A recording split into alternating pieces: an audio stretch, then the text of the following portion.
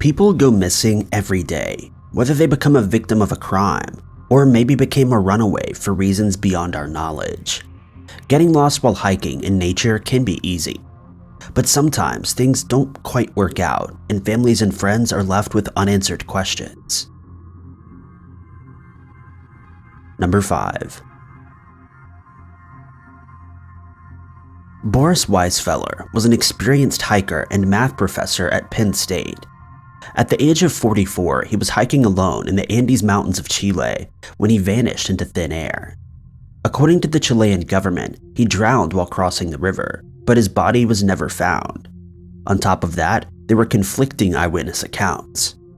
In 2000, declassified US documents claimed Boris did not drown, as was claimed by the Chilean government. They stated that he suffered a more tragic fate after the Chilean army patrol seized him. They took him to Colonia Dignidad, an isolated German agriculture commune. At the time, it was under the leadership of a fugitive known as Paul Schaefer. What was the Chilean government hiding? There was evidence suggesting that they scattered Boris's backpack and belongings around the site where he allegedly disappeared. In those days, the ruler of Chile used Colonia Dignidad to interrogate and imprison his political opponents. So what was Boris doing there, and why was he being handed to them? The declassified documents also stated that an eyewitness saw Boris in Colonia Dignidad years after his disappearance. Although reports are conflicting, a few are quite similar. For instance, one witness claimed she saw Boris being forced to kneel before his life was taken. Another witness added that Boris was taken because he was a spy. Although the allegations have never been confirmed, it helped lead to a new investigation. In 2012, a judge arrested 8 retired police and military officers as suspects in the case. However, the court filings did not mention where Boris might have been taken after this, or what happened to him in the end. The case was closed in 2016 after the judge accepted that he was abducted. Number 4. 18-year-old Paula Weldon was a student at Bennington College. In December of 1946, she told her roommate that she was going for a walk on Vermont's Long Trail in the Glastonbury Mountains. The trail cuts through the forests and woods to the north of Bennington until the Canadian border. Several hikers spotted Paula on her way to the long trail. One of them even warned Paula about her clothing that day, blue jeans, a coat, and sneakers, claiming it wasn't warm enough for the hike. It looked like she was only going for a short hike rather than a long one. Ever since then, no one saw Paula. The next morning, when Paula didn't return to her room, her roommate was concerned but assumed she was in the library studying. But judging from her bed, her roommate realized that it was untouched, meaning Paula had never come back the night before. She informed the college immediately and a search began on campus. Classes were suspended while students volunteered in the search. At first, the search was disorganized until Paula's father called in favors from the police. He later criticized the investigation as being done poorly and lacked in many things. He felt that local law enforcement and sheriffs weren't really doing their best because of a serious lack of proper training and understanding.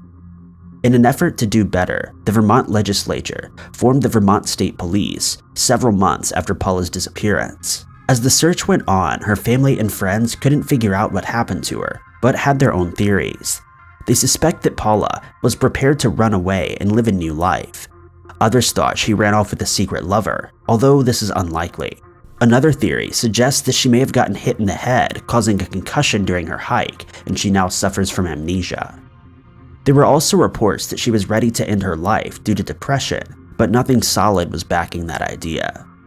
Nobody knew what happened to her. It could have even been the cold weather that may have gotten to her, since she was never sufficiently clothed for it in the first place. The search lasted for weeks. Hundreds of volunteers, including family, friends, and firefighters joined in, but nothing was found. Even air searches were done to track the entire length of the trail Paula had walked, to no avail. Eventually, the authorities got in touch with a lumberjack named Fred Gadet, who was allegedly the last person to have seen Paula alive. On the day of her disappearance, she walked by him and his girlfriend while they were arguing.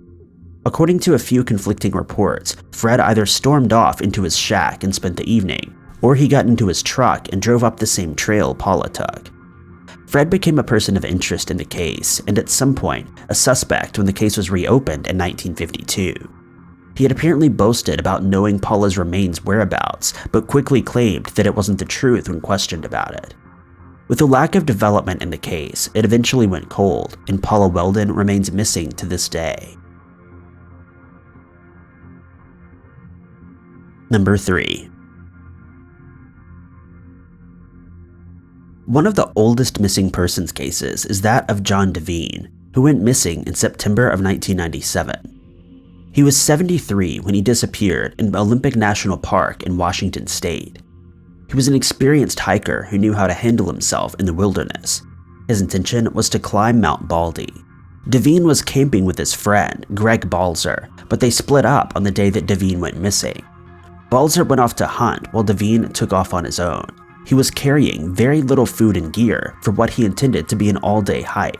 Later that day, he failed to show up as planned at the designated meeting spot.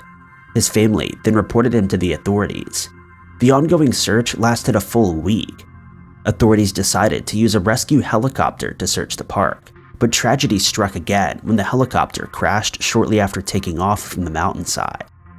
The accident was as mysterious as Devine's disappearance. Before takeoff, the pilot indicated that he was going to wait 5 minutes for conditions to improve before attempting takeoff. A few moments later, the helicopter departed without warning and crashed. The incident caused 3 fatalities and 5 injuries. To make matters worse, snow and cold winds had swept through the area. According to officials, this decreased the chances of finding Jon alive.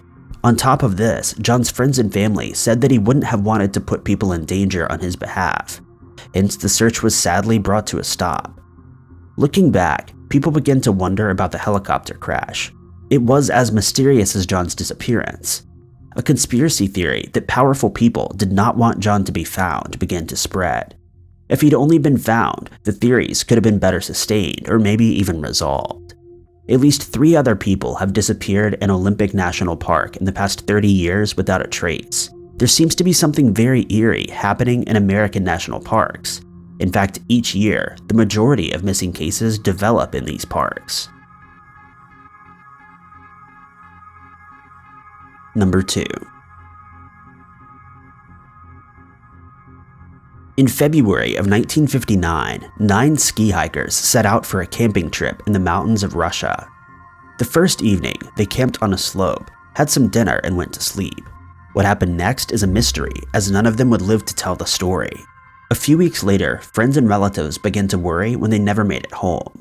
On February 26th, a rescue team traveled to the site of the disappearances. They found the abandoned campsite on the slope. They were unsettled by what they found when they explored it.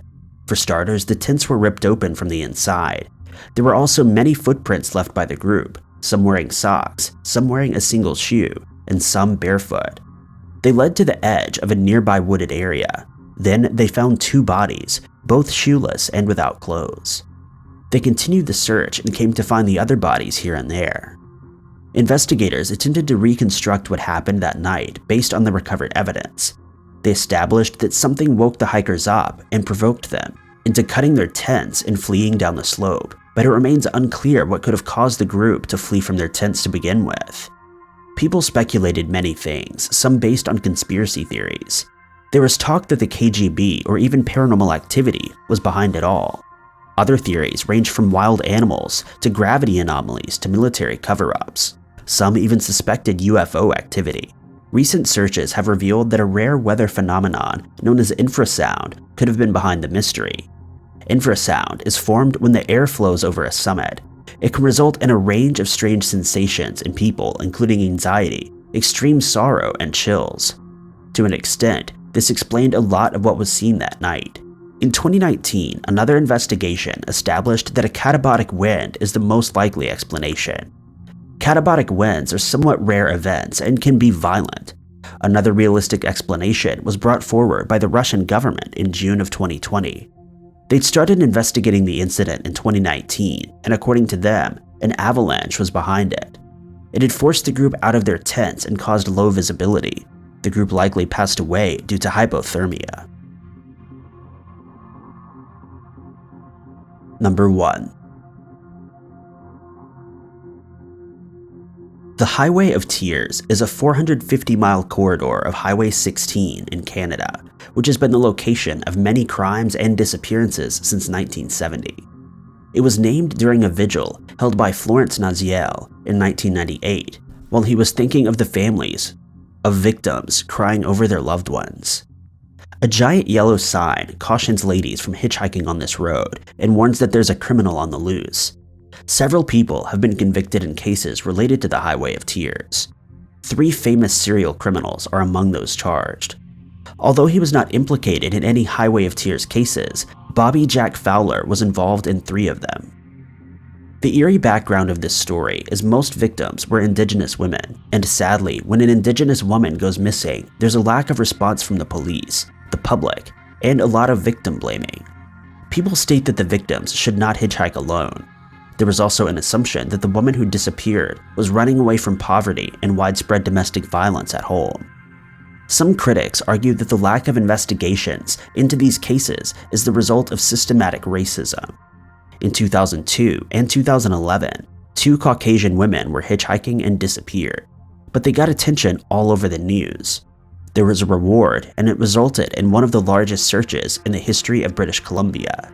Yet, 2 Indigenous women went missing in 2007 and 2013, and even the people who live on the Highway of Tears seem to be unaware of their cases.